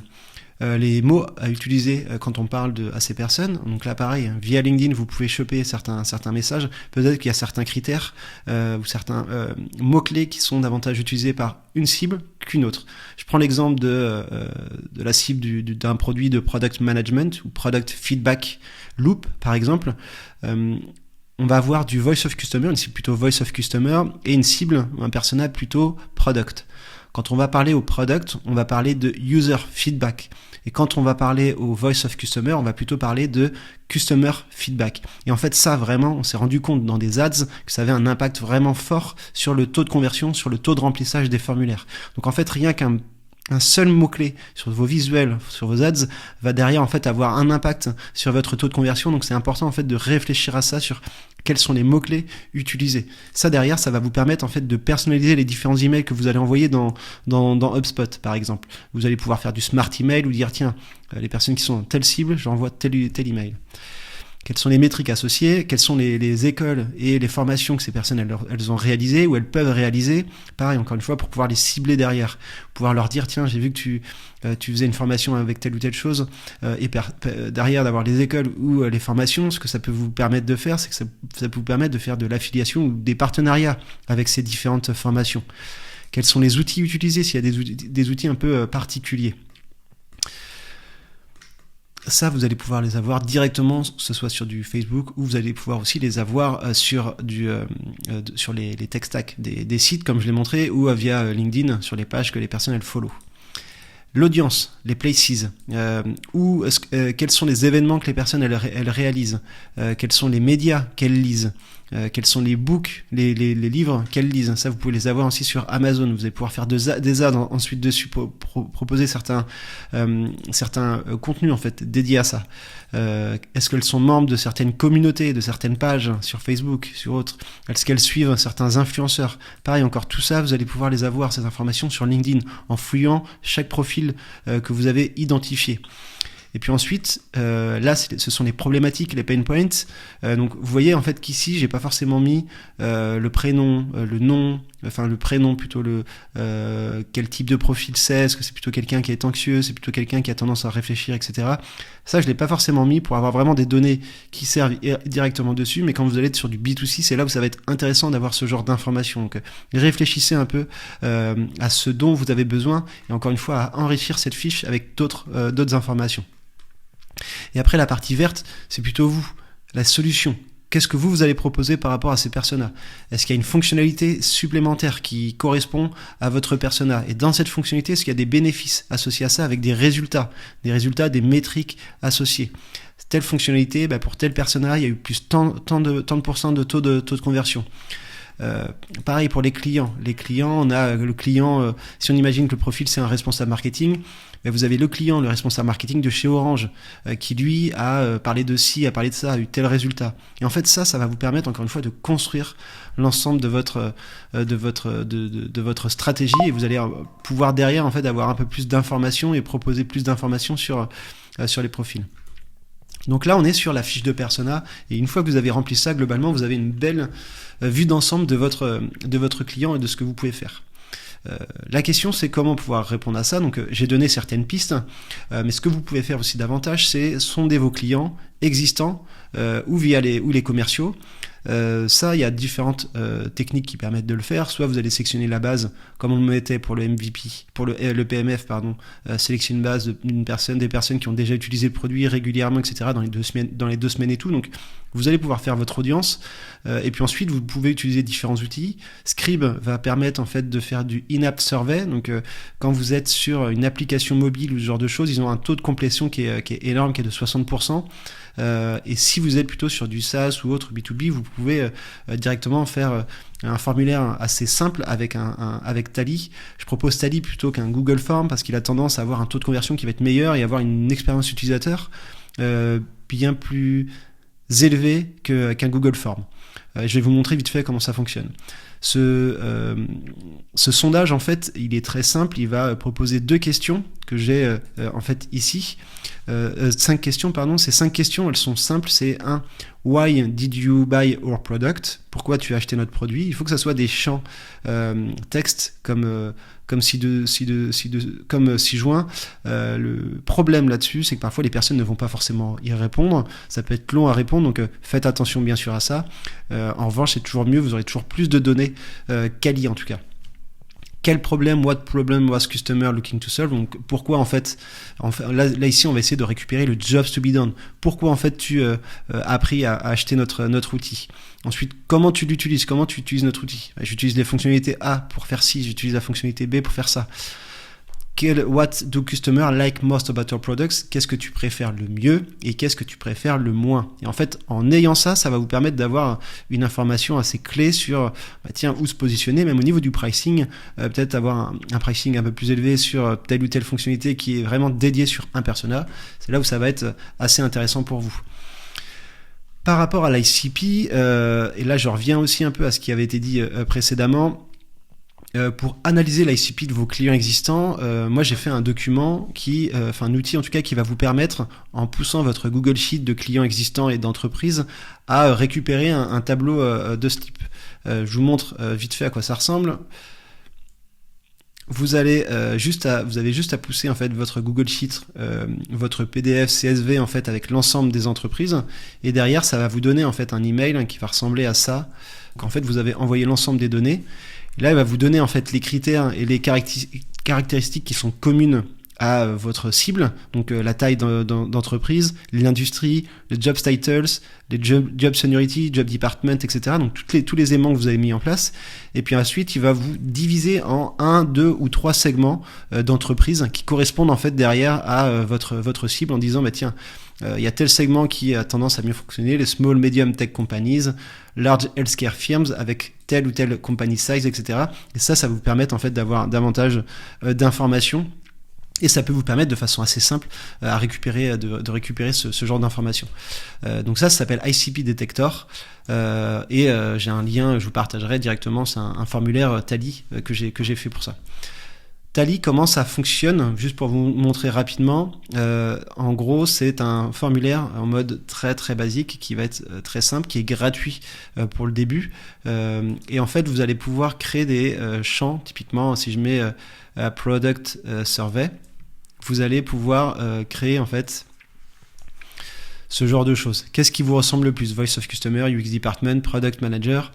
Quelles seraient les fonctionnalités que vous préférez le plus, le moins, vous faites most preferred, etc. Et en fait, vous pouvez rajouter des champs comme ça, tu vois, au fur et à mesure. Payment, vous pouvez mettre même du paiement, bien sûr, mettre du linear scale. Enfin, en fait, il y a plein de choses que vous pouvez faire. Et derrière, ce que ça peut vous permettre de faire aussi, c'est que vous allez pouvoir faire des conditions logiques. C'est-à-dire, si la personne elle a répondu si, vous allez pouvoir faire ça. Et derrière, ça va vous permettre de faire des funnels un peu plus personnalisés en fonction de tel ou tel critère. Et vous pouvez aussi, là je l'ai fait pour un site qui s'appelle AI Lyrics, vous allez voir qu'en fait vous pouvez poser une question à chaque fois, ce qui permet aujourd'hui d'avoir un taux de conversion qui va être très bon. Par exemple, là c'est pour générer en fait générer en fait des paroles par rapport à certains critères. Donc là je vais mettre par exemple hip hop hype, je clique dessus, paf, ça me passe à la question suivante. Tell us what you'd like to resonate. Je vais mettre, je mets n'importe quoi, friend. Et après, ça va vous permettre, si vous mettez ça, automatiquement, ça passe à la question suivante. Donc, ce que je vais vous montrer par là, c'est qu'en 2 clics, vous pouvez créer un formulaire qui soit simple, rapide et surtout efficace. Donc voilà, ça s'appelle Tally. Donc, je vous invite à l'utiliser. Je vous mettrai le lien aussi par défaut. Si jamais vous avez déjà créé des audiences, ou si vous souhaitez en fait tester un peu et voir votre ICP, ou en tout cas positionner, faire certains messages et voir ce qui fonctionne le mieux, vous pouvez en fait tester via LinkedIn Ads. Et comme je le disais, LinkedIn Ads, il n'y a pas forcément besoin d'avoir énormément de critères là-dessus, énormément de budget pour pouvoir en fait faire une campagne en 1000 euros. En fait, c'est très bien déjà pour commencer. Vous pouvez même mettre un peu moins au début et voir ce que ça donne. Et en fait, ce que ça va vous montrer, c'est que derrière, la partie audience et la partie démographique va vous permettre d'avoir certaines informations, comme je le montre ici, sur l'audience, donc le product, le job title, l'entreprise, son industrie, etc. Et ça va vous donner en fait quels sont les taux de clics, par exemple, qui fonctionnent le mieux, quelles sont les entreprises qui ont un taux de visionnage de certaines vidéos qui fonctionnent le mieux. Concernant votre audience que vous avez mise, donc une audience, c'est soit les entreprises que vous allez pousser directement via en fait un formulaire. Donc par exemple avec HubSpot, vous pouvez HubSpot Ads qui est gratuit, qui est avec la solution HubSpot, vous pouvez directement faire des audiences sur LinkedIn, les synchroniser automatiquement, donc ça, ce qui est top, que ce soit sur des contacts ou sur des entreprises. Et derrière, en fait, il va vous dire, tiens, l'audience que tu as poussée, c'est plutôt une audience qui fait ci, qui fait ça. Parmi cette audience, en fait, les personnes qui ont interagi avec ton contenu, c'est plutôt telle ou telle entreprise. Et derrière, ça peut, en termes de go-to-market, vous faire ressortir certaines entreprises supplémentaires que vous n'auriez pas forcément identifiées. Et à l'inverse, des entreprises qui, peut-être, vous pensiez étaient intéressantes pour tel message, du coup, ne sont pas forcément intéressante. Donc, je vous montre très rapidement à quoi ça ressemble. Donc là, je vais aller sur Campaign Manager, sur une audience qui s'appelle la Job Title Lead Ads PM, qui était une audience que j'avais créée. Sur cette cible, par exemple, ce que l'on constate, c'est que le taux d'ouverture des formulaires, on est plutôt sur de l'IT, Art and Design, Education en termes de Job Function. R&D design, pourquoi ? Parce que les product designers sont inclus dedans. Et quand on regarde par exemple au niveau des entreprises, ce que l'on va constater, c'est que il y a par exemple en termes de taux d'ouverture qui est ici, Inetum, Carrefour, CGI, OnePoint, Decathlon Digital, c'est des entreprises qui par exemple ont un taux d'ouverture qui est très élevé, 4%, ce qui est quand même pas mal, en tout cas sur du LinkedIn Ads. Et du coup, en gros, ça veut dire quoi ? Ça veut dire que ce type d'entreprises que l'on cible actuellement sont intéressés par tel ou tel contenu. Donc après, vous pouvez creuser plus en détail, mais ça peut être intéressant, et ça, vous pouvez avoir l'information sur la taille des entreprises, sur la location, etc.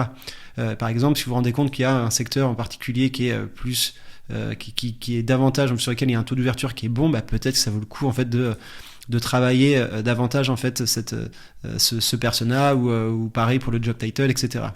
Donc ça, c'est je vous recommande en tout cas d'y jeter un œil si jamais vous avez fait des audiences, et si jamais vous n'avez pas encore créé d'audience et d'ads, vous pouvez aussi faire des tests en fait en testant avec un budget qui est relativement faible, pour derrière voir en fait ce qui prend, quels sont les taux de clics qui fonctionnent le mieux, etc. sur certains messages. Autre outil qui peut être intéressant pour vous, c'est ce qu'on appelle le Facebook Audience Insight pour votre marché. Ce qu'il va vous permettre de faire, c'est sur une liste de fans que vous avez déjà, vous allez pouvoir en fait identifier ce que les personnes elles aiment en page supplémentaire, là sur lequel les fans, s'ils sont fans de certaines pages ou ils suivent certains comptes. Ça va être intéressant pour vous parce que aussi vous allez pouvoir récupérer le centre d'intérêt, vous allez pouvoir récupérer en moyenne l'âge de vos personas, et vous allez aussi pouvoir voir les pages suivantes, les médias que les personnes elles suivent. Donc là vous avez un exemple sur le côté, les villes par exemple, si vous êtes plutôt sur du local, ce qui peut derrière vous permettre en fait de faire du lookalike ou identifier d'autres pages, ou faire des sponsorships ou du partnership avec d'autres pages supplémentaires. Donc ça, n'hésitez pas aussi à les ajouter dans votre persona.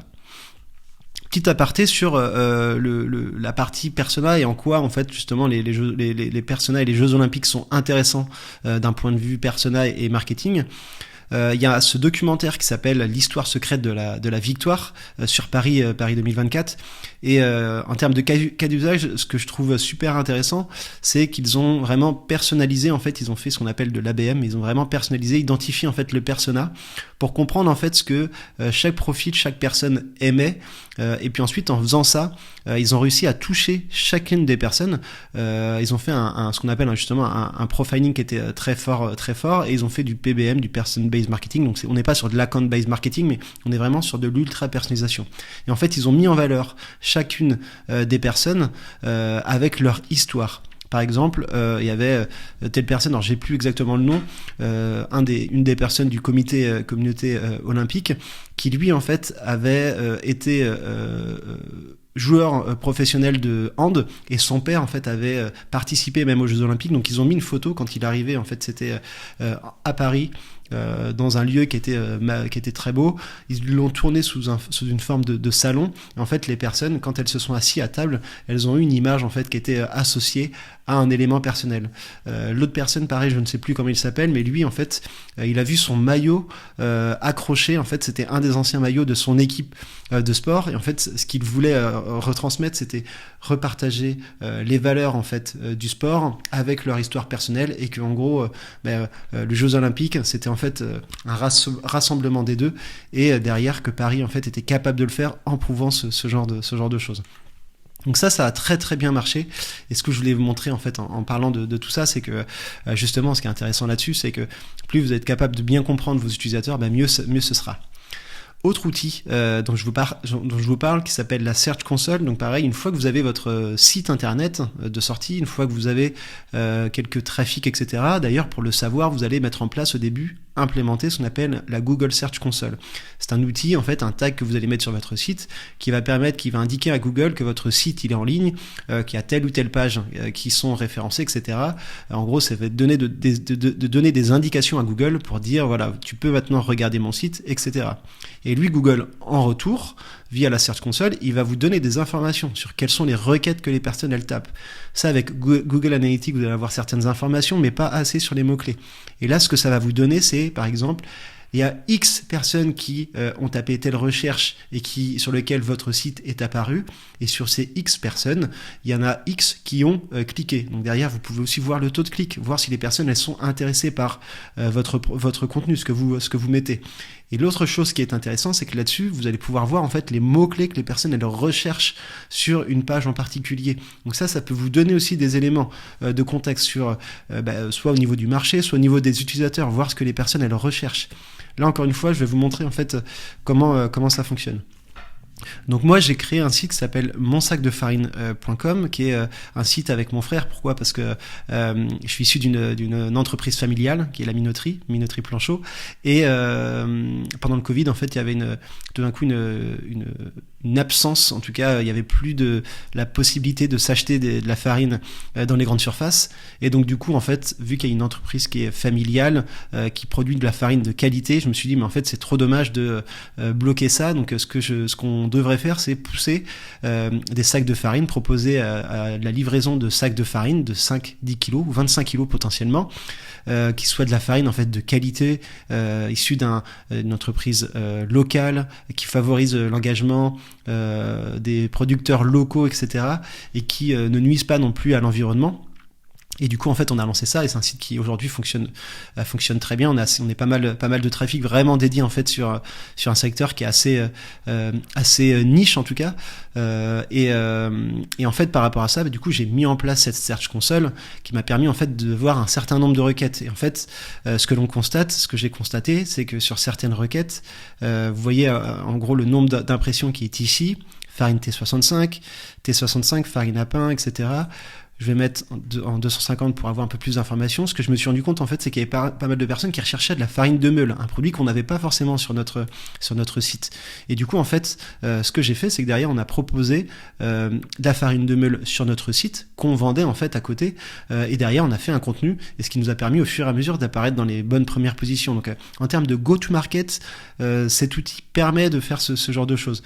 Et en fait vous pouvez aller davantage plus loin sur farine T65 pour gâteau, farine T65 brioche. Et là, ce qu'on se rend compte sur le persona, c'est qu'en termes de... Là, on parle du jobs to be done, c'est pourquoi les personnes elles l'achètent. Là, c'est pour faire de la brioche. Là, c'est pour faire des gâteaux. Là, c'est pour faire de la farine de pain, etc. Donc, par rapport à ça, ce qu'il va falloir faire, c'est faire des articles en lien avec ce type de contenu. Et voilà. Et en fait, vous pouvez en fait travailler là-dessus. Farine T80, on n'en a pas encore sur le site. Et en fait, il y a de plus en plus de requêtes. Donc là, ce que l'on peut faire, c'est ajouter un filtre. Je vais faire requête et je vais mettre T80.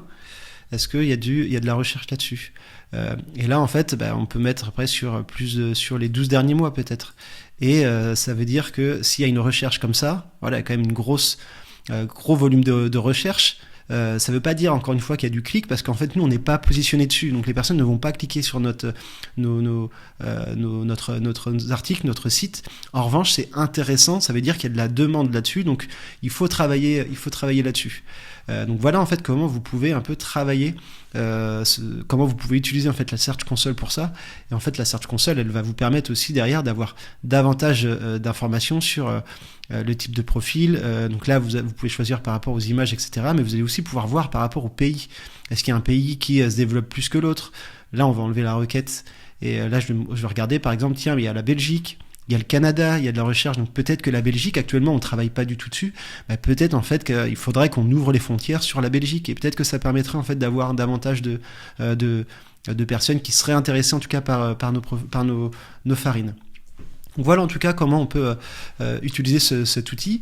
Et autre outil qui va vous permettre justement de bien comprendre les utilisateurs, vos personas, etc., c'est via Google Ads. Donc vous pouvez en fait lancer des ads. Il faut bien sûr avoir un site, mais derrière en fait une fois que vous l'avez lancé, vous avez dépensé un peu d'argent, vous allez pouvoir en fait aller sur un onglet qui s'appelle termes de recherche. Et termes de recherche en fait ce qui va vous permettre de faire, c'est identifier les mots-clés, tous les mots-clés en tout cas que les personnes elles tapent et sur lesquels votre annonce apparaisse, ils seront présents ici, et ça va vous permettre d'avoir des mots-clés en lien, des mots-clés contextuels, et derrière potentiellement vous dire tiens mais les personnes elles tapent aussi ça, les personnes elles tapent plutôt ci, etc. Et vous pouvez aussi cibler par rapport à chacun des utilisateurs. Vous pouvez créer une audience par exemple dédiée sur un profil type. Ça, dans Audience, vous allez pouvoir le faire via Google Ads, et derrière vous allez pouvoir acheter certains mots-clés. Donc sur Google Ads, pareil, ça j'y reviens dans le chapitre acquisition, mais vous pouvez acheter des mots-clés larges, ultra précis par exemple, ou plutôt larges. Par exemple, on va acheter un mot-clé logiciel supply chain, potentiellement on va apparaître sur software logistique, par exemple. On va apparaître sur plein d'autres choses. Et en fait, en faisant ça, ça vous permet de voir les mots-clés qui sont en lien. Donc là, on voit jeu logistique gratuit. Ça, typiquement, ce genre de requête, on ne l'avait pas forcément. On avait Beer Game App. Et là, quand je parle de ça, c'est un client pour qui j'ai travaillé qui s'appelle Zensimu, qui vend en fait des serious games dédiés dans la supply chain pour du B2B. Donc on travaille uniquement avec on travaille avec des grosses entreprises, que ce soit sur Airbus. On va travailler aussi avec des écoles, le MIT, Stanford et des agences de consulting qui sont plus ou moins grosses. Donc via ça, en fait, récupérer ce genre d'informations va nous permettre en fait de cibler, de dire tiens, mais ce genre de recherche, c'est plutôt une recherche c'est plutôt un mot-clé qui est intéressant pour telle ou telle cible. Beer Game Solution, etc. Si on voit qu'il y a un taux de clic qui est intéressant, et si derrière vous êtes capable de mesurer aussi le taux de conversion, vous seriez potentiellement capable de dire tiens, en fait, tel persona, il recherche tel mot-clé, plutôt tel persona recherche tel mot-clé. Et ça, encore une fois, ça va vous permettre de créer des articles dédiés, par exemple, ou de travailler un peu et de parler à son langage. Donc voilà, ça, Insight Search terme, c'est super intéressant. Et là, par exemple, Blue Wipe Effect, en termes de bulles, ça c'est un terme ultra spécialisé qui est en lien en fait avec le jeu, sur lequel tu peux ne pas forcément avoir identifié ça au début. Et là après, si tu regardes le taux de clic qui sont les plus élevés, tu vas voir certains mots-clés qui sont peut-être un peu plus spécialisés. Drinking Games, Drink Game. Donc là en l'occurrence, ce genre de mots, il faut les mettre en exclusion parce que c'est pas des mots-clés qui sont intéressants. Mais là on peut avoir Supply Chain, Multiple Choice Question, Supply Chain Management, Simulation Route, Beer Game. Donc voilà, ce genre de terme peut être intéressant. Donc regardez là-dessus, ça peut vous donner en fait certaines informations sur où identifier votre cible et ce que la personne elle recherche en tout cas. Autre outil, là on va plus regarder sur les médias, ce qu'ils consomment. On est plutôt sur les places dont je parlais. En gros, SparkToro va vous permettre en fait d'identifier les mots-clés recherchés, les concurrents visités et par exemple certains podcasts. C'est un outil qui reste américain, donc il faut toujours faire attention là-dessus, mais qui n'en reste pas moins intéressant. Et si par exemple vous pouvez taper toutes les personnes qui ont visité le site chefclub.tv, il va vous donner en fait les termes qui sont associés en termes de mots-clés, les liens aussi, les concurrents un peu, et après derrière des secteurs d'affinité. Est-ce qu'il y a des sites ou des blogs qui parlent en fait de ce genre de choses? Est-ce qu'il y a des comptes social médias qui répondent? Est-ce qu'il y a des podcasts qui sont en lien avec ça? Vous voyez, voilà, Chef Club, Audience, Burn Toast, Subreddit, etc. Cultura. Donc, vous voyez qu'il y a pas mal il y a des choses qui peuvent vous intéresser. Ça s'appelle SparkToro. Et là, je vais juste partager vite fait l'exemple sur le growth hacking. Aux US, par exemple, les personnes, elles ont tendance à avoir regardé OptinMonster, Grow with Reward, GrowthRocks.com, Demand Curve, Growth Tribe, SalesBlink.io. Il y a certains termes qui sont présents ici. Et puis après derrière, il va vous donner en fait là où les personnes elles vont sur les réseaux sociaux, que ce soit sur Reddit, etc., sur Quora. Les mots-clés, ça associé, ça on l'avait déjà vu, et des communautés, des comptes sur médias sociaux, Renfishkin, Nel Patel, Copyblogger, BuzzSumo, Search Ranking et certaines chaînes YouTube, des podcasts, etc. Donc ça peut vous permettre en fait d'ajouter ça derrière. Et encore une fois, vous pouvez utiliser ChatGPT pour avoir davantage d'informations à ce sujet. Et enfin, pour rajouter davantage d'informations plutôt sur le type de profil, sur qui il est, etc., je vous invite à utiliser un outil qui s'appelle CrystalNose. Et CrystalNose va vous permettre d'identifier les traits de personnalité de votre persona, que ce soit le disque profile, que ce soit des citations, des contenus partagés. C'est un outil qui est très puissant, qui fonctionne aussi via les AI. Et par exemple, vous allez pouvoir avoir, là c'est l'exemple pour une entreprise en particulier, avec le nom du job title. Est-ce que je l'ai ici par exemple? On va essayer de le voir, comme ça sera plus propre.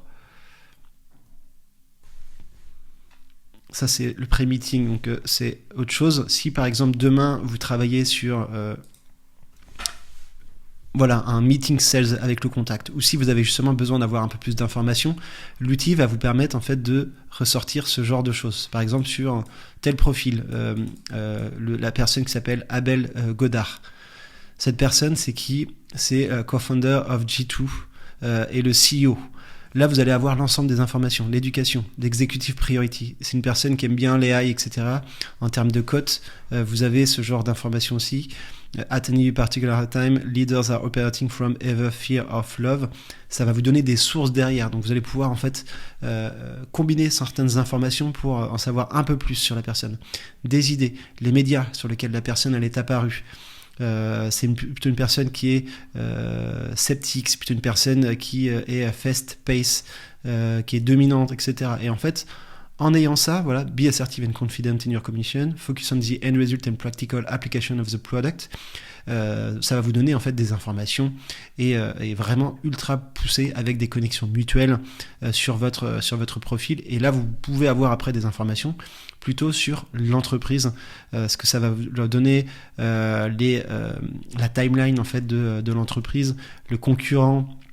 Quels sont les clients qu'ils ont plutôt, les partenaires, les investors, etc. Donc ça s'appelle Crystal Nose, c'est top. Il y a une extension Chrome aussi que vous pouvez installer et vous pouvez identifier ensuite sur chaque profil LinkedIn quels sont ces traits de personnalité. Ça fonctionne relativement bien, ce qui fait que d'ailleurs cet outil a d'ailleurs fait peur à pas mal de personnes parce que justement c'était tellement poussé qu'ils ne savaient pas où récupérer, où l'information était récupérée, mais en fait il fonctionne grâce au profil LinkedIn avec vos commentaires, les commentaires que vous allez pousser, etc. C'est comme ça qu'ils se nourrissent en fait de l'information. Et là, ils expliquaient en fait en quoi l'avantage d'un pré-meeting, une recherche en fait de pré-meeting était intéressante pour derrière faire soit un meeting commercial ou faire de l'ABM ou alors pour comprendre ses utilisateurs. Et dedans en fait, ça donne plusieurs informations sur notamment certains chiffres qui estiment que en fait les decision makers estiment qu'à chaque fois les sales qui leur vendent des solutions ne sont pas préparés en fait. Et certaines forcément ils ont vu que ça avait un impact en fait ultra positif de faire de la recherche sur le client, etc. Forcément c'est des choses qui sont très très classiques, mais si vous voulez rentrer un peu plus dans le détail, vous pourrez avoir le lien pour avoir des informations sur cette étude. Et l'outil s'appelle crystalnose.com. Enfin, je termine avec ce qu'on appelle le jobs to be done, qui est une notion importante à prendre en considération sur vos personas. Le jobs to be done, il a été créé par une personne qui s'appelle Clayton Mr. Christensen. Et en fait, il part du principe que lorsque vous achetez un produit, vous le recrutez pour vous aider à accomplir une tâche et dans un contexte précis. Et du coup, si ce produit ce produit que la personne elle recrute fait un bon travail, lorsque vous serez reconfronté à cette même tâche en fait, vous aurez tendance à le recruter de nouveau, d'accord ? Et à l'inverse en fait, si le produit est pas bon, vous allez justement le lâcher en fait parce que il serait pas intéressant. Vous le licencierez et chercherez une alternative. D'où vient ce constat ? En fait, ce constat il vient de McDo. McDonald's, en fait, ils avaient un problème. Ils avaient créé justement ce milkshake. C'est l'histoire du milkshake qui est assez connue. Ils avaient créé un milkshake et en l'occurrence, ils n'arrivaient pas à le vendre parce que justement, ils ne comprenaient pas forcément pourquoi. Ils se sont dit, tiens, mais on va essayer de mettre davantage de sucre. On va essayer de diminuer le prix parce que ils se basaient en fait sur des intuitions et pas sur des faits, et en fait ils ont demandé justement à Clayton de venir pour leur expliquer et essayer de mettre en place cette stratégie qu'on appelle l'approche jobs to be done, pour essayer de voir pourquoi les personnes elles achetaient en fait, elles recrutaient le milkshake. Et en fait ce qu'ils se sont rendus compte, c'est que ils ont fait une étude vis-à-vis des utilisateurs, et en fait ils ont posé la question comment, quand et pourquoi en fait les clients achètent des milkshakes. La première réponse a été tôt le matin, pendant leur trajet quotidien en voiture. Le deuxième point, c'était parce que c'est pratique à consommer en conduisant. Et c'est assez long à boire pour passer le temps. Et puis enfin, c'est suffisamment consistant pour caler l'estomac. Et du coup, le jobs to be done, c'est d'occuper les conducteurs lors d'un trajet ennuyeux, et ensuite de satisfaire leur faim jusqu'au déjeuner. Donc en fait, avant, l'objectif de McDonald's, c'était, en tout cas pour travailler la stratégie, changer en fait, faire en sorte qu'ils vendent plus, c'était de rendre plus sucré le milkshake et de baisser le prix. Et en fait, en ayant fait cette stratégie, cet objectif et cette approche de jobs to be done, ils se sont rendus compte qu'en fait, pour travailler justement, continuer et pousser davantage et améliorer justement ce côté jobs to be done, à savoir occuper les conducteurs lors d'un trajet ennuyeux, donc les occuper davantage plus longtemps et satisfaire leur faim jusqu'au déjeuner.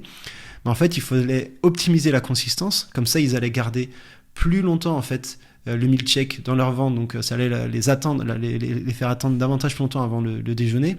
Et deux, en fait, faire en sorte de durer plus longtemps en fait durant leur pause déjeuner et en fait avoir plus de goût. Et en faisant ça, ils n'ont pas baissé le prix et en fait ils ont augmenté le nombre de ventes du meal check. Et en fait c'est comme ça justement que cette approche de jobs to be done a été davantage connue. Et c'est comme ça en fait qu'il faut que vous réfléchissiez, c'est essayer de comprendre les raisons profondes pour lesquelles les clients embauchent votre produit pour accomplir un travail spécifique dans leur vie quotidienne. Et pour ça, vous pouvez en fait vous baser sur cette fameuse cette phrase qui est when, donc là mettre la situation, I want to, mettre la motivation, so I can, et là en fait c'est l'expected outcome, qu'est-ce qu'ils vont pouvoir faire in fine. Quand je conduis tôt le matin pour aller au travail, je souhaite avoir un petit déjeuner nourrissant, facilement consommable en voiture, afin que je puisse rester rassasié jusqu'au déjeuner et rendre mon trajet plus agréable. Et du coup, et là-dessus, il y a tout un doc que j'ai fait, donc vous pourrez reprendre un template si vous le voulez, mais peut-être pour mieux comprendre, sur le jobs to be done, qui est ici.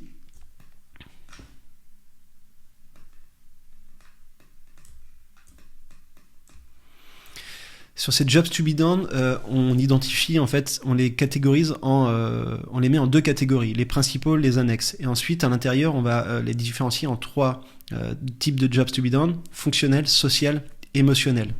On prend l'exemple ici d'un fondateur de boîte early stage. Fonctionnel, c'est 1. La personne souhaite développer rapidement un produit. 2. Obtenir des feedbacks utilisateurs pertinents. 3. Gérer des ressources limitées. Il peut y en avoir davantage en fonction du produit, bien sûr, que vous faites. En termes de social, c'est quoi ? C'est bâtir une équipe solide et motivée, présenter et promouvoir efficacement ma startup. En termes émotionnels, c'est se sentir occupé, se sentir soutenu et accompagné, maintenir un équilibre vie pro, vie perso. Et du coup, en fonction de ça, vous allez pouvoir travailler le when I want to, so I can. When, quand je développe un nouveau produit, je souhaite je cherche à créer rapidement un produit minimum viable, un MVP. Comme ça, je peux tester le marché et obtenir les premiers résultats. Quand je cherche des retours sur mon produit, je souhaite obtenir des feedbacks utilisateurs. Comme ça, je peux en fait améliorer ma solution. Pareil pour bâtir une équipe solide et motivée. Quand je recrute et motive mes équipes, je souhaite bâtir une équipe solide et engagée. Comme ça, je peux tester le marché et obtenir des premiers résultats. Quand je fais face à des défis, j'ai besoin de me sentir soutenu pour derrière pouvoir maintenir ma motivation et avancer. Donc en fait, c'est comme ça que ça fonctionne. Et derrière, vous allez pouvoir en fait utiliser des prompts directement avec Google, avec ChatGPT, pour en fait pouvoir davantage identifier ces jobs to be done et vous aider en fait sur ce genre de choses. Je l'ai fait récemment et ça fonctionne très bien. Et puis après, vous allez pouvoir les ajouter dans ce qu'on appelle la Strategic Messaging Map. Et pour vous aider juste à identifier ces jobs to be done, et là on est plutôt en mode brainstorm, n'hésitez pas à utiliser la technique qu'on appelle les 5 whys method, c'est-à-dire à vous poser la question 5 fois why. Why. En gros, la problématique c'est développer rapidement un produit. Pourquoi ? Pour tester rapidement l'idée sur le marché. Pourquoi ? Pour voir si l'idée répond à un besoin réel. Et pourquoi ça ? Pour ajuster le produit en fonction de la demande, pour éviter des dépenses de ressources sur un produit non viable, pour accélérer le chemin vers la rentabilité. Et en fait, tout ça, ça va vous permettre en fait d'identifier et de creuser davantage, d'identifier un peu le problème in fine qu'il y a. Pareil, pourquoi obtenir des feedbacks utilisateurs pertinents ? Pour comprendre si le produit plaît aux utilisateurs. Pourquoi comprendre si le produit plaît aux utilisateurs ? Pour identifier les fonctionnalités manquantes ou superflues. Ok, déjà ça c'est intéressant. Pourquoi ? Pour optimiser l'expérience utilisateur. Et pourquoi ? Pour construire un produit que les gens veulent vraiment utiliser. Et du coup, pourquoi ? Pour augmenter les chances de succès, de succès commercial du produit. Donc en fait, ça va vous permettre en fait, en termes plutôt de méthode, d'avoir quelque chose qui vous permette de creuser davantage. Et enfin, vous allez pouvoir faire à la fin de tout ça, en fait, ce qu'on appelle le Strategic Messaging Map, qui va ressembler à ça. Et là, je vous en partage un autre. Je vous partage celui-ci, mais vous pourrez après derrière davantage l'améliorer. Donc, vous pouvez faire un template de ça. Ce persona, vous allez pouvoir mettre les job titles, les pain points, les métriques principales, les skills, jobs to be done, keyword to speak, places, donc un peu tout ce que l'on a mis précédemment. Et puis après, en fait, pour chacun des personas, vous allez pouvoir mettre les jobs to be done, je les ai mis ici. Et après, ensuite, sur chacun des jobs to be done, c'est là où vous allez pouvoir creuser davantage. Mettre le use case, les fonctionnalités associées, les bénéfices, le client s'il y en a une, le success story. Et en fait, vous allez pouvoir derrière aussi ajouter des métriques pour chacun des personas, ce qui va vous permettre d'avoir un doc plutôt persona, un doc plutôt jobs to be done, et puis y associer derrière en fait les clients associés et y mettre aussi la content matrice. On parlera de ça plutôt dans le chapitre acquisition, qui vous permet en fait d'identifier les contenus qui sont associés à tel job to be done. Et vous allez pouvoir faire une offre, un peu une campagne dédiée, un programme dédié sur telle problématique. Et c'est comme ça en fait que vous allez pouvoir construire vos personas et construire aussi votre positionnement de produit. Une fois qu'on a vu comment comprendre son marché et ses utilisateurs, ce que je vous propose, c'est de développer, de commencer à réfléchir à comment développer les compétences, la culture growth. Là, on va parler de comment construire une équipe. Est-ce que vous avez besoin d'être accompagné? Est-ce que vous avez besoin d'un profil plutôt T-shaped? Est-ce que vous avez besoin d'un profil plutôt growth, full-time, opérationnel, etc.